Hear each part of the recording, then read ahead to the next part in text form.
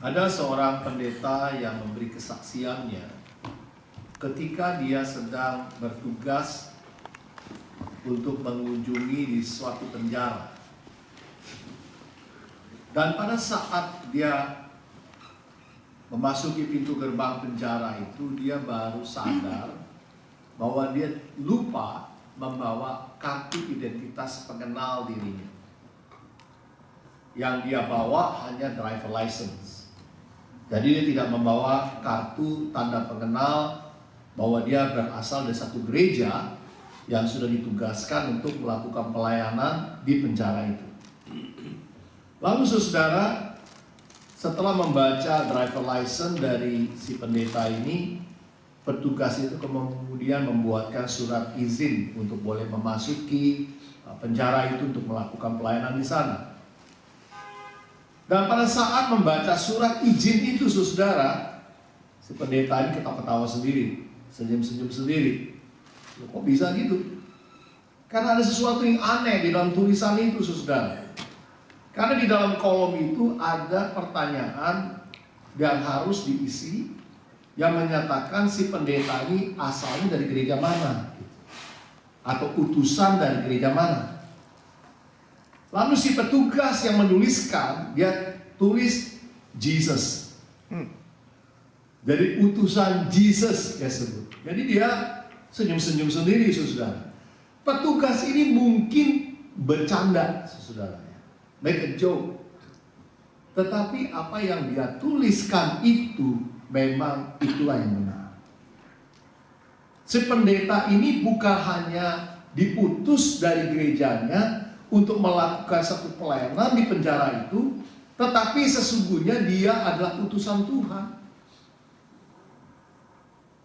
Nah, kepada jemaat di kota Korintus, Paulus menuliskan dalam 2 Korintus 5 ayat 20, kami ini adalah utusan-utusan Kristus.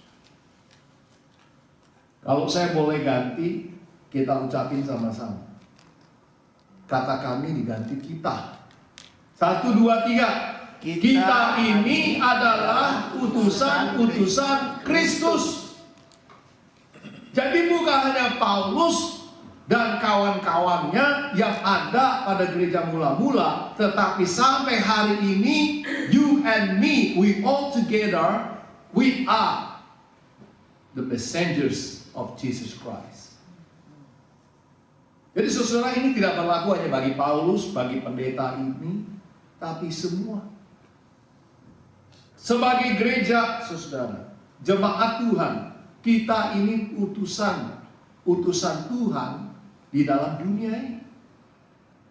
Artinya dimanapun kita pergi, dimanapun kita berada, kita semua adalah utusan-utusan Tuhan. Nah, hari ini sesudah membaca Alkitab yang kita dengarkan, kita tahu ketika jemaat berpuasa, berdoa, maka Roh Kudus memberikan perintah untuk Barnabas dan Saulus dikhususkan untuk diutus keluar dari Antiokhia, melakukan pemberitaan Injil ke Seleukia, Siprus, Salamis, dan akhirnya ke Pulau Pafos. Lalu dikatakan di ayat 6, di situ, di Pulau Pafos maksudnya, mereka bertemu dengan seorang Yahudi bernama Bar Yesus. Dia adalah seorang tukang sihir dan nabi palsu.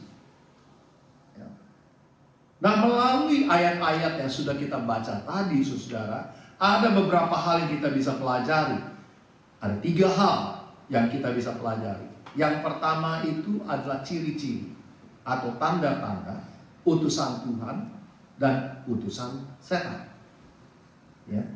Dan kedua adalah ada satu battle, ada peperangan utusan Tuhan dan utusan setan. Dan yang ketiga adalah hendaklah kita menjadi utusan Tuhan dan jangan menjadi utusan setan. Ya, nah kita akan pelajari bagian pertama. Ciri-ciri tanda utusan Tuhan. Yang pertama, ciri yang pertama, tanda yang pertama, yaitu peka mendengar dan punya hati yang taat, mentaati perintah Tuhan. Jadi peka mendengar dan punya hati yang taat akan perintah Tuhan. Mari kita kembali lihat ayat 2-3. Pada suatu hari ketika mereka beribadah kepada Tuhan dan berpuasa, berkatalah Roh Kudus, khususkanlah Barnabas dan Saulus bagiku untuk tugas yang telah kutentukan bagi mereka. Maka berpuasa dan berdoalah mereka, dan setelah meletakkan tangan ke atas kedua orang itu, mereka membiarkan keduanya pergi. Nah, kita bisa melihat di sini ada bagiannya Tuhan, ada bagiannya gereja. Ada dua. Bagian Tuhan apa, bagian gereja atau bagian jemaat apa. Ada dua yang terpisah, saudara. Bagian Tuhan, saudara, adalah memilih siapa yang mau diutus dan siapa yang ditugaskan. Itu bagiannya Tuhan. Sedangkan, saudara, peranan atau bagian dari utusan Tuhan itu adalah sensitif, peka, mendengar suara Tuhan dan melakukan perintah Tuhan dengan satu ketaatan yang penuh. Dan ini yang kita harus catat, saudara. Ingat, kalau siapa-siapa yang dipilih Tuhan, itu bukan urusan kita. Itu hak prerogatifnya Tuhan.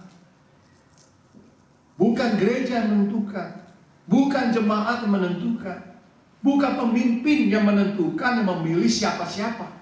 Enggak, saudara. Termasuk yang melayani.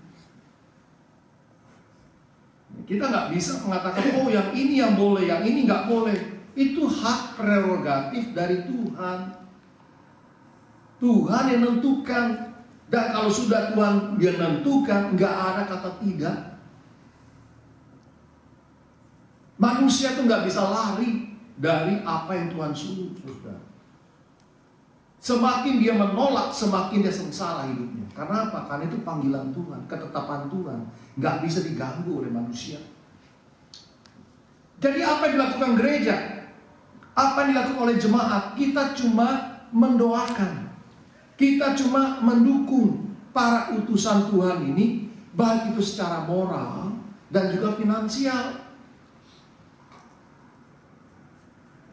Itu beban gereja secara moral dan secara finansial. Nah, hari ini gereja Tuhan, jemaat Tuhan harus ingat, yang disebut dengan pendeta, aktivis gereja, mereka semua yang terlibat dalam pelayanan, termasuk di penyediaan konsumsi, langsung tidak langsung, yang pilih itu Tuhan. Ya. Yang memilih itu Tuhan, bukan kita, bukannya Pak Roy sesungguhnya. Pak Roy itu cuma alat doang, cuma nanya-nanya doang. Tapi sebenarnya di balik semua yang Pak Roy minta itu, ada Allah yang bekerja di situ, Roh Kudus yang bekerja. Bagian kita, gereja Tuhan, itu cuma doain. Ya, doain Pak Roy, doain yang makan, bikin makanan hari ini. Siapa yang makan hari ini? Susi, nah doain Susi. Kita bagian gereja itu mendoakan, mentaati pilihan Tuhan, kehendak Tuhan. Jangan kita mau jadi lebih pintar dari Tuhan, lalu kita ngatur-ngatur. Tuhan yang begini yang boleh nih, yang ini nggak boleh nih. Nah itu siapa kita susah ngatur-ngatur Tuhan? Tuhan yang ngatur kita betul, Dia yang memilih, Dia yang menentukan. Itu hak prerogatif Tuhan. Tuhan dan kita atur-atur. Kita cuma tugasnya mendoakan, ya, meneguhkan panggilan Tuhan itu. Nah sekarang saudara, bagi mereka yang sudah dipilih Tuhan, tanggung jawabnya kepada siapa? Ayo. Tanggung jawabnya kepada yang memilih. Siapa yang memilih? Ya Tuhan. Jelas saudara. Dia nggak bertanggung jawab kepada Pak Robi. Jadi kalau saudara yang ditugaskan bernyanyi oleh Pak Robi, tanggung jawabnya bukan pada Pak Robi sebenarnya. Tanggung jawabnya kepada Tuhan. Jadi Pak Robi ringan tugasnya saudara. Lu nggak mau melayani, ya nggak apa-apa. Lu tanggung jawab sama saya, tanggung jawab sama Tuhan. You nggak mau datang, nggak tanggung jawab sama saya, tanggung jawab sama Tuhan. You nggak mau datang pelayanan, itu nggak urusan saya, itu urusan sama Tuhan. Jadi saudara, kita bebas. Jemaat Tuhan itu bebas, nggak ada beban. Nggak mau datang, nggak apa-apa, itu urusanmu sama Tuhan. Kamu bohong, ya itu sama Tuhan. Kan ada 2 jemaat saudara, nggak mau datang, tapi malu bilang nggak mau datang, nggak bisa datang. Bilangnya sakit lah, bilangnya ada urusan lah. Sakit beneran berarti. Itu beneran sakit, nah itu bener. Padahal sebenarnya nggak sakit saudara, tapi bilangnya sakit. Supaya apa? Supaya nggak ditanya-tanyain. Malu saudara. Tapi sesungguhnya dia tanggung jawabnya bukan kepada pendeta loh.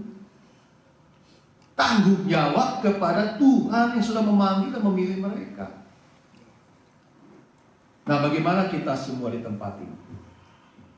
Seandainya saja salah satu dari kita atau banyak orang dari kita diberikan tugas khusus oleh Tuhan, diminta untuk melakukan satu pelayanan di gereja tertentu.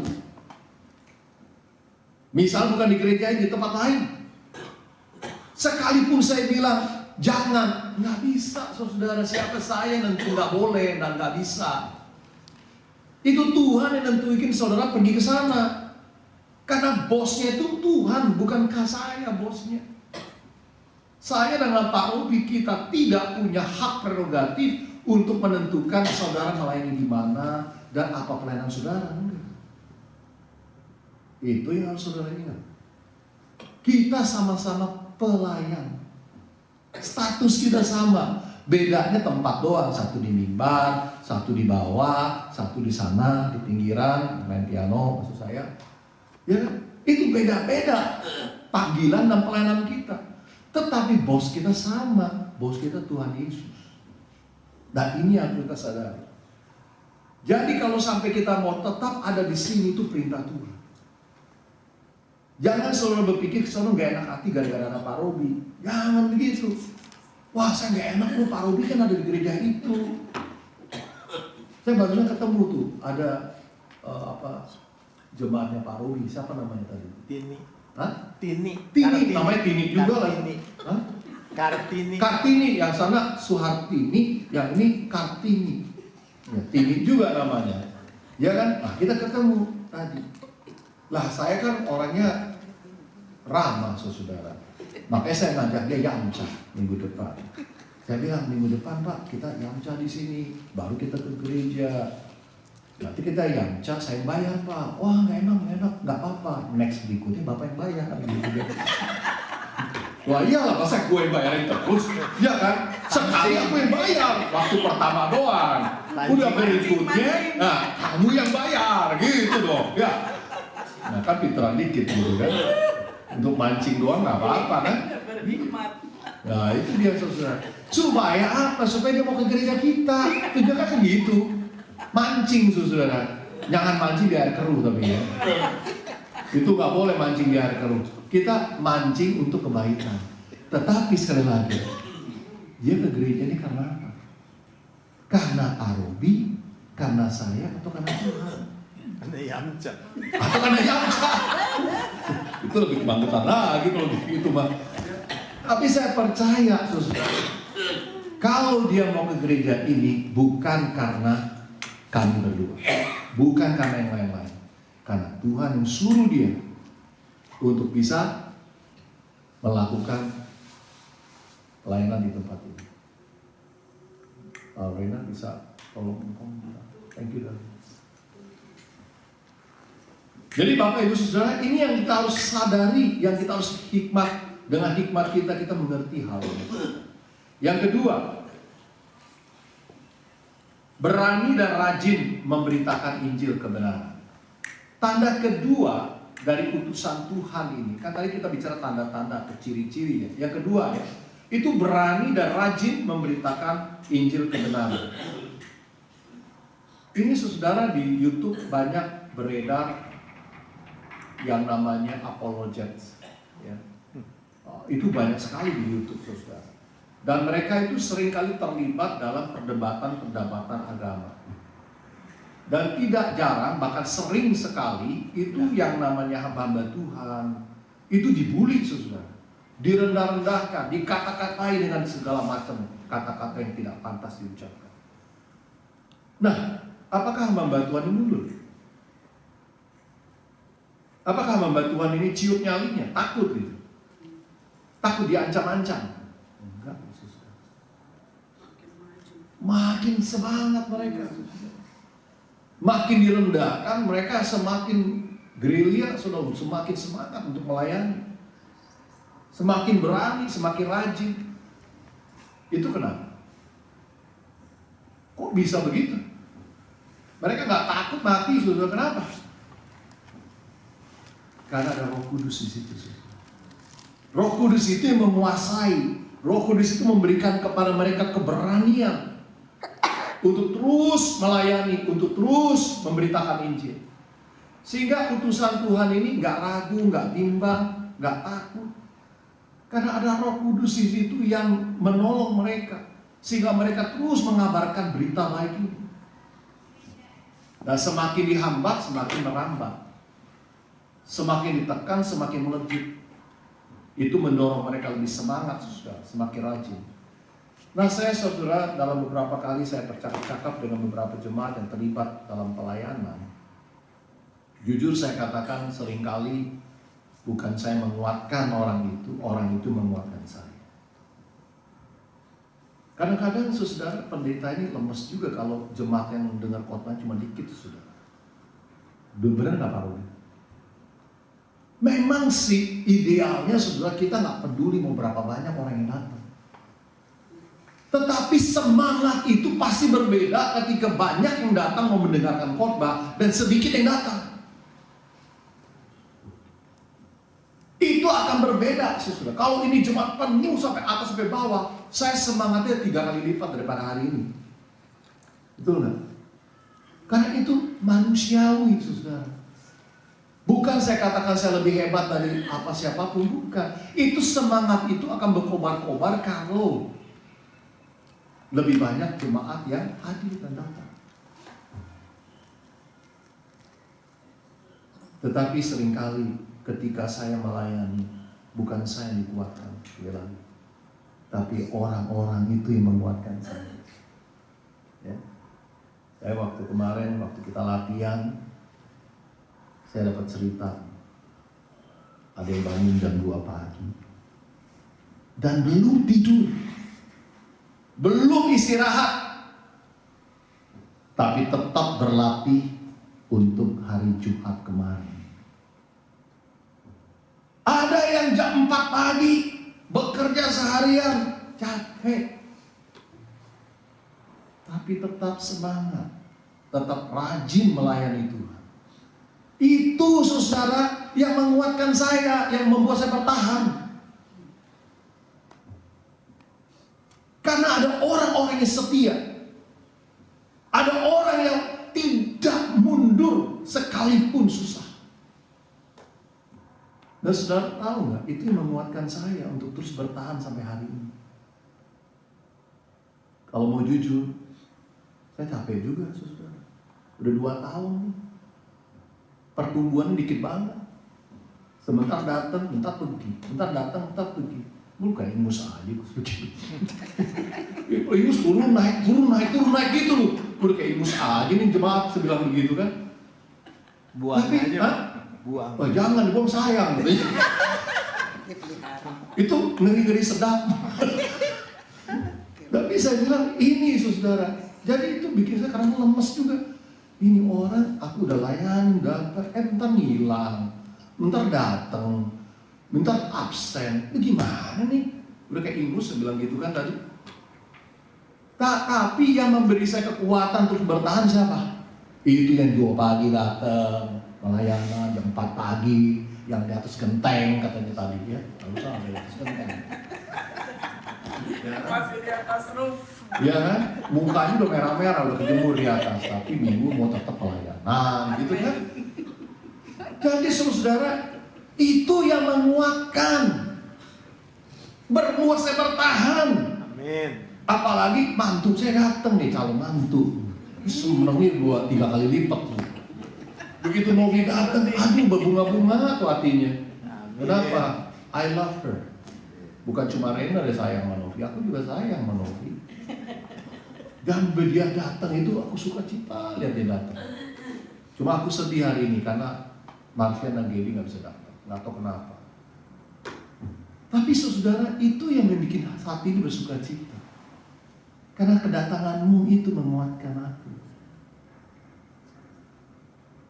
Yang tadi udah mau mundur capek dan Pak Wanto, aduh, masa buat tega sih? Yang jam 2 pagi aja kayak begitu tuh semangatnya tuh. Oh ini Pak ya? Oh saya yang ngomong tadi. Keceplosan, maaf. Udah tahu. Udah tahu. Kita juga udah tahu. Yang sakit-sakit, semangat terus. Kemarin tuh yang konser tuh yang main gitar, waduh mantap banget.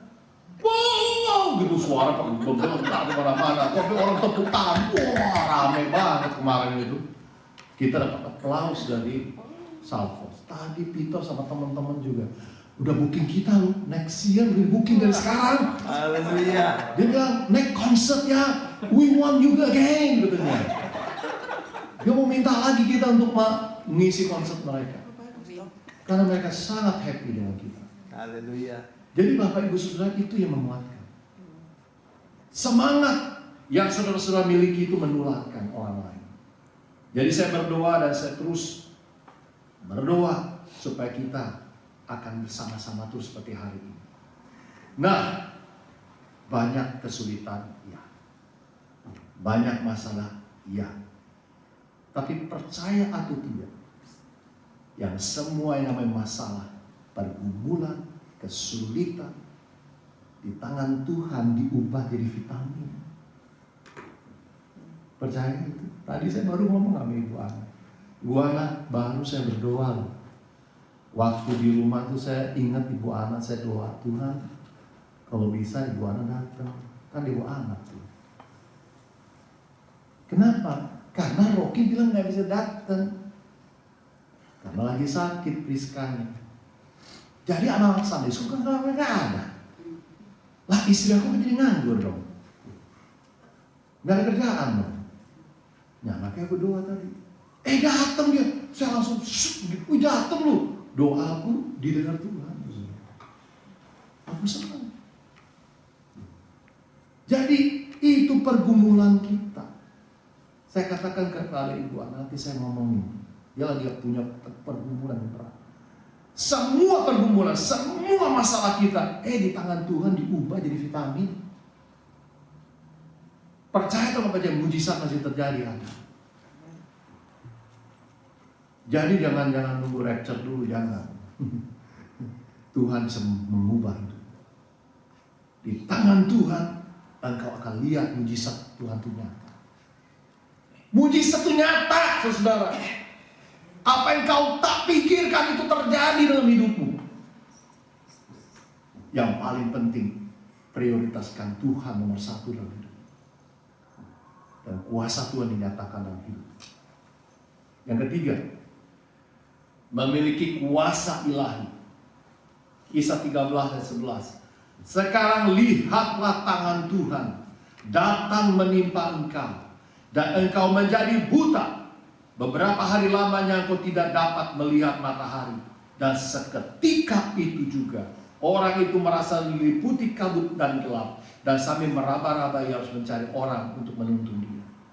Saudara, orang yang dipilih Tuhan, yang diutus Tuhan juga dikasih kuasa, diperlengkapi kuasa ilahi, sehingga apa yang diucapkan oleh Paulus itu dialami oleh Bar Yesus, sehingga matanya jadi buta dan beberapa hari dia nggak bisa lihat apa-apa. Saudara, saya percaya dan sangat-sangat percaya, ketika kita Tuhan pilih dan utus kita dalam pelayanan, Tuhan juga pasti lengkapi kita dengan kuasa. Jujur aja ya, saya waktu Pak Robi sakit nggak bisa datang. Pada waktu kita latihan di rumah Pak Wanto hari Jumat, sempat ada pikir batal aja. Betul nggak Pak Pohat? Sempat kan kita ngomong begitu, bos kita nggak datang, nggak latihan, gimana nih? Maksudnya bos kita tuh Pak Robi, bos kita. Bos kita nggak datang, gimana nih? Tahu nggak bikin saya bilang terus? Ada Ibu Janita di situ. Dia datang. Dia latihan. Saya nggak mau kecewakan dia, saudara. Dan disinilah saya percaya mujizat terjadi tuh hari Sabtu. Kita latihannya sebetulnya sempat lemes juga tuh karena Pak Robi nggak bisa datang karena sakit. Tetapi hari Sabtu itu dengan penuh energi loh Pak Robi melakukan pelayanannya. Dan kita bisa memberi yang terbaik buat Tuhan. Ini lagi-lagi saudara mujizat Tuhan luar biasa. Jadi mujizat itu nggak nunggu besok atau lusa, saudara. Langsung. Mudah-mudahan YouTube tayang tuh nanti. Tahu nggak saudara yang itu Ibu Loni nyanyi Tuhan Yesus baik? Berapa tuh yang viewsnya? 260 something, mungkin 270-an sekarang. Haleluya. Hebat, luar biasa saudara. Berikan tepuk tangan untuk Tuhan Yesus. Itu terjadi saudara.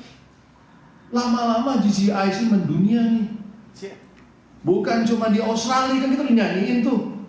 Dari mana? Dari Indonesia ke Australia, dari Brazil ke China, dari Afrika ke Italia, dari Sydney ke Kempsey. Oh, saudara, itu digenapi di dalam kebenaran firman. Amin. GCIC akan mendunia.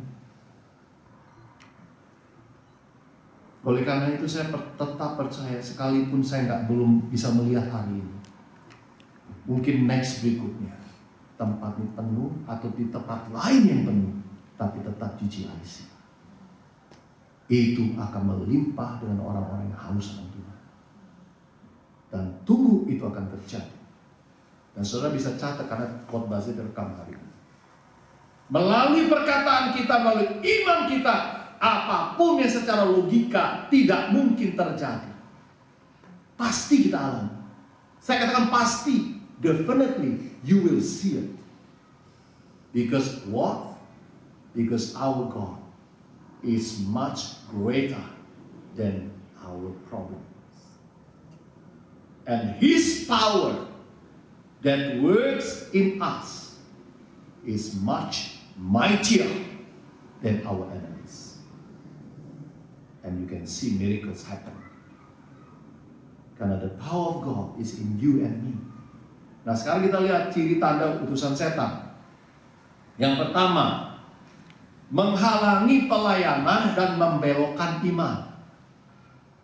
Kisah 13 ayat 7-8. Gubernur itu memanggil Barnabas dan Saulus karena ia ingin mendengar firman Allah. Tetapi Elimas, demikianlah namanya dalam bahasa Yunani, tukang sihir itu, menghalang-halangi mereka dan berusaha membelokkan gubernur itu dari imannya. Ini ciri utama dari setan, saudara.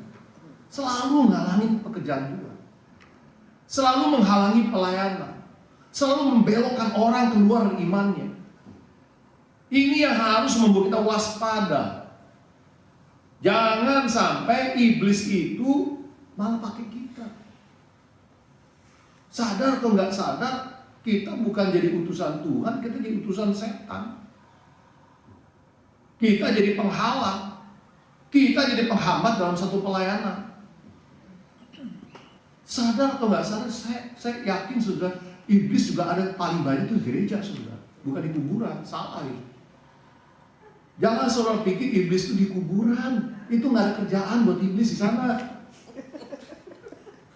Yang vacancy itu paling banyak di gereja buat iblis, saudara. Lowongan kerjaan itu paling banyak di gereja. Dan iblis itu yang akan berusaha membelokkan iman kita, sehingga kita tadi sungguh-sungguh percaya jadi nggak mau percaya. Kita semangat pelayanan, jadi nggak semangat pelayanan. Kita harus rajin ke gereja, kita malas ke gereja. Itu semua pekerjaan si jahat, saudara. Dan kedua, melakukan tipu muslihat dan kejahatan. Ciri kedua, banyak tipu muslihat, banyak melakukan kejahatan. Oleh sebab itu, saudara, kalau ada rekan-rekan kita suka gosip, suka bohong-bohong, tipu sana, tipu sini, buat kejahatan, hati-hati saudara, waspada. Jangan-jangan dia itu utusan setan, yang sekalipun sering menyebut nama Tuhan, puji Tuhan, haleluya, belum tentu dia utusan Tuhan. Kalau hidup dan hatinya jauh dari kebenaran firman, dia utusan setan. Mari kita perhatikan Matius 7 ayat 21-23. Bukan, perhatikan, setiap orang yang berseru kepadaku, Tuhan, Tuhan, akan masuk ke dalam kerajaan sorga, melainkan dia yang melakukan kehendak Bapakku yang di sorga. Pada hari terakhir, hari ini, hari terakhir, hari besok, hari terakhir, banyak orang akan berseru kepadaku, Tuhan, Tuhan, bukankah kami bernubuat demi namamu, dan kami mengusir setan demi namamu, dan mengadakan banyak mujizat demi namamu juga? Pada waktu itulah aku akan berterus terang kepada mereka dan berkata, aku tidak pernah mengenal kamu. Enyalah daripadaku, kamu sekalian pembuat kejahatan. Jadi Bapak Ibu Saudara, tidak ada satu jaminan ketika engkau hadir di gereja, berbakti di gereja, kamu aktif dalam pelayanan, udah pasti utusan Tuhan. Belum tentu. Kalau engkau cuma tipu-tipu, pura-pura, berbuat jahat, tuh jangan-jangan engkau tuh utusan setan, saudara, bukan utusan Tuhan. Bikin kacau di gereja, bikin masalah di gereja, bukan utusan Tuhan. Nah sekarang peperangan utusan Tuhan vs utusan setan. Setan akan terus berusaha menghalangi pelayanan dari utusan Tuhan. Nah sekarang perhatikan apa yang dikatakan oleh Paulus kepada Bar Yesus dan Elimas. Hai anak iblis, engkau penuh dengan rupa-rupa tipu muslihat dan kejahatan. Engkau musuh segala kebenaran. Tidakkah engkau akan berhenti membelokkan jalan Tuhan yang lurus itu? Perhatikan kata tidakkah engkau akan berhenti membelokkan jalan Tuhan. Artinya apa? Nggak pernah berhenti. Jadi sampai hari ini dan sampai Tuhan Yesus datang, nggak akan pernah berhenti itu setan, saudara. Dia terus berusaha membelokkan jalan Tuhan dan kebenaran firman. Akan selalu, karena itu tugas, karena itu keinginan untuk terus membelokkan jalan Tuhan dan membelokkan firman Tuhan. Itulah sebabnya mengapa Paulus berkata dalam Efesus 6 ayat 10-12, akhirnya hendaklah kamu kuat di dalam Tuhan dan di dalam kekuatan kuasa-Nya. Kenakanlah seluruh perlengkapan senjata Allah supaya kamu dapat bertahan melawan tipu muslihat iblis, karena perjuangan kita bukanlah melawan darah dan daging, tetapi melawan pemerintah-pemerintah, melawan penguasa-penguasa, melawan penghulu-penghulu dunia yang gelap ini, melawan roh-roh jahat di udara. Jadi peperangan rohani akan terus kita alami selama kita melayani Tuhan. Ketika engkau semakin sungguh-sungguh, semakin kau rajin, semakin kau semangat dalam pelayanan, maka semakin banyak hambatan, semakin banyak tantangan. Semakin engkau giat memberitakan Injil, semakin banyak tekanan dan kesulitan yang kau alami. Karena iblis akan terus-menerus membelokkan jalan Tuhan yang lurus itu. Itulah sebabnya mengapa Paulus katakan, hei, kuatlah di dalam Tuhan. Kuatlah di dalam Tuhan dan kenakan seluruh kuasa Allah itu, senjata-senjata Allah itu. Kalau kita tidak mengenakannya, maka kita akan tumbang, kita akan kalah, kita akan jatuh. Hidup ini adalah kesempatan. Tapi kesempatan itu adalah peperangan. Peperangan untuk kita bisa menang. Kalau hidup kita santai, nggak ada gejolak, nggak ada masalah, tidak ada peperangan rohani, saya mau katakan, jangan-jangan kita lah utusan setan. Perhatikan kata-kata saya. Kalau engkau hidupnya santai, nggak ada peperangan, nggak ada masalah, nggak ada tekanan, nggak ada kesulitan, tenang aja hidupnya. Jangan-jangan memang engkau utusan setan. makanya setan gak ada urusan dengan engkau. Kenapa gak ada urusan? Gak perlu digodain jadi setan. Gak perlu dibujuk-bujuk mau urusan setan. Karena setan gak pernah ganggu temennya, gak pernah cobain kita, gak pernah ngapa-ngapain kita. Karena kita temannya setan tuh, saudara. Jadi ini pernyataannya hati-hati. Kalau bukan musuh setan, maka engkau temannya setan. Nggak ada pilihan di antara duanya. Kalau engkau bukan musuh setan, engkau temannya setan. Tetapi kalau engkau sungguh-sungguh musuhnya Tuhan, musuhnya setan, maka engkau adalah utusan Tuhan. Yang ketiga, hendaklah kita menjadi utusan Tuhan dan bukan utusan setan. Hari ini kita coba periksa diri kita. Selama ini perkataan kita, sikap kita, tindakan kita yang membuat orang mau percaya Yesus, atau sebaliknya jadi batu sandungan dan bikin orang tersesat jalan hidupnya. Apa selama hidup kita bergejolak, banyak masalah, sasaran tembak iblis, tembak terus, pokoknya dihajar terus sampai jatuh, sampai tumbang.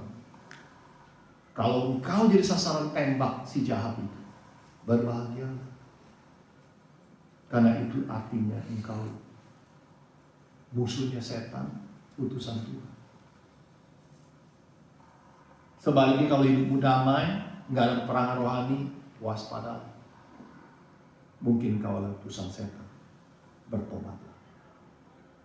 Mohon pengampunan supaya Tuhan mengubah hidup kita, sehingga kita tidak menjadi utusan setan, tapi menjadi utusan Tuhan.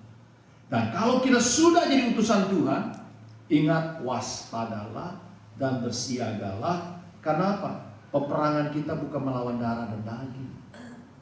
Tadi dikatakan kita nggak melawan manusia-manusia, enggak. Jadi kalau ada manusia-manusia itu yang menghina kita, yang merendahkan kita, yang ngomong yang nggak benar, udah nggak usah dilayani. Karena peperangan kita itu melawan pemerintah-pemerintah, melawan penguasa-penguasa, penghulu-penghulu dunia gelap, roh jahat di udara yang nggak kelihatan itu. Bukan melawan manusia, saudara. Kita nggak perang melawan orang, kita perang melawan setan. Oleh sebab itu, ikutilah apa kata atau nasihat Paulus. Efesus 6 ayat 14 sampai 18. Jadi berdirilah tegak, berikat pinggang kebenaran, dan berbaju zirahkan keadilan. Kakimu berkasutkan kerelaan untuk memberitakan Injil damai sejahtera. Dalam segala keadaan, pergunakanlah perisai iman, sebab dengan perisai itu kamu akan dapat memadamkan semua panah api dari si jahat. Dan terimalah ketopong keselamatan dan pedang roh, yaitu firman Allah, dalam segala doa dan permohonan. Berdoalah setiap waktu di dalam roh, dan berjaga-jagalah dalam doamu itu dengan permohonan yang tak putus-putusnya untuk segala orang kudus. Dan dialah saudara dan saya mau mendoakan satu dengan yang lain. Ingat, saya membutuhkan diri saudara, seperti saudara juga membutuhkan diri saya. Kita saling membutuhkan di tempat ini. Tanpa kehadiran saudara berbakti di gereja ini menurunkan semangat saya. Dengan membuat saudara datang di tempat ini meningkatkan semangat juang saya. Ketika saudara berkata, Pak, saya dari jam 2 pagi ini baru datang nih Pak, belum tidur tapi tetap melakukan pelayanan, itu membuat saya membakar semangat saya. Marilah saudara-saudara, kita berjuang, kita berperang sampai Tuhan datang dan memberikan mahkota kemuliaan bagi saudara dan saya setia sampai pada akhirnya. Kita berdoa.